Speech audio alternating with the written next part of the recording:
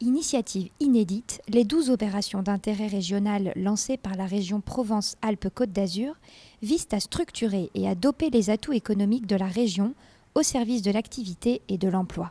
On a bien vu que quand dans les opérations d'intérêt national, ça fédérait des branches entières pour développer l'emploi de façon massive avec un rayonnement international. Mais on fait exactement la même chose au niveau de l'opération d'intérêt régional. Quels sont nos atouts? Ces atouts, comment on peut les développer, comment on peut fédérer une filière, une branche qui aura un développement local avec une vision nationale, voire internationale. Donc c'est bien le bras armé de la région, l'enjeu étant la création d'emplois derrière, c'est-à-dire 50 000 emplois directement sur la base des OIR.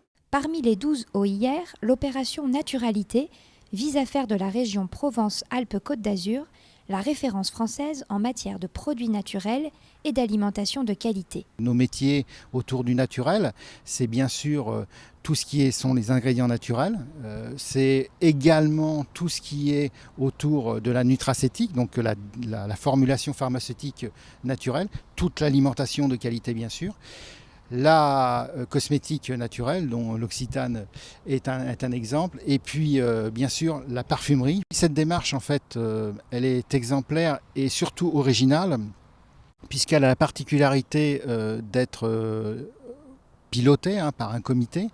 Et ce comité, en fait, il est co-dirigé par un élu et dirigé en fait par un acteur industriel, en l'occurrence moi-même. Il était absolument évident quand on nous a proposé de participer à cette démarche, qui est une démarche en fait de renforcement et de création de valeur autour de nos métiers, qu'on ne pouvait être qu'acteur et voire leader sur cette démarche. Les opérations d'intérêt régional simplifient et rendent plus lisibles les dispositifs publics. C'est aussi une manière de rétablir la confiance entre secteur privé et pouvoir public. Mais les entreprises locales se doivent de s'organiser, et c'est la compétence de la région, de fédérer cette énergie des organisateurs, des créateurs d'emplois, et de faire confiance au tissu local. Le fait de se mettre autour de la table et d'essayer de trouver un projet commun fait que on devient un peu plus malin et un peu plus proactif vis-à-vis des situations. Et voilà, le gros intérêt, en fait, c'est fédérer, centrer, focuser l'ensemble des acteurs qui vont avoir un impact autour d'un projet par en fait cette structure OIR qui a en fait un intérêt, c'est mettre les jambes autour de la table et se dire voilà, on va réussir quelque chose ensemble. Donc on est vraiment sur une démarche très pragmatique, très orientée de façon pratique et qui est sur des critères assez incontestables parce que mesurables.